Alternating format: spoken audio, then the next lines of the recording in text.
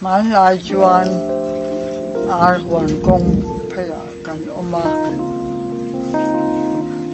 kong te chu ke kong ani a kanin po sa tham ani a ate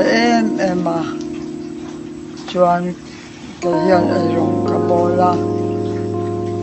o sa sang hian ban na kwang kwa abeya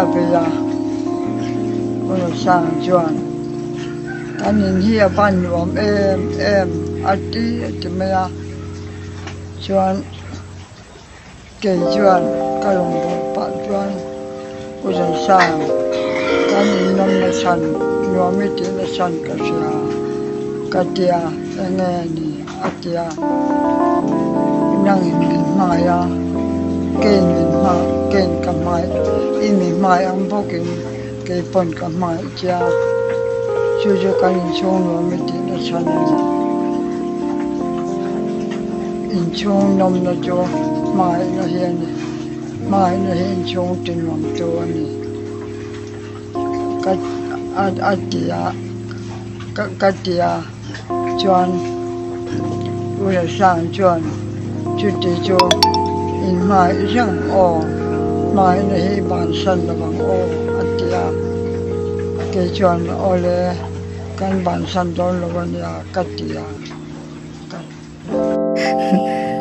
nên cái sân đấy là chỗ lại phần mò ông đồn rừng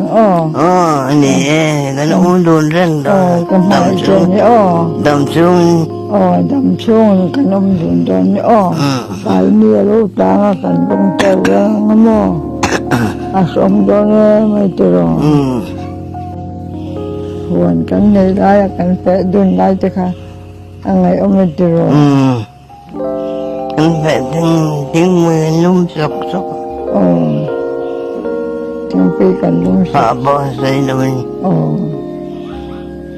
in đồ nè bang toro tiếng pi cần lum hin tê chỉ lại cho rồi ở đây tưởng anh ấy ông hôm sau lại tưởng còn lại chẳng đâu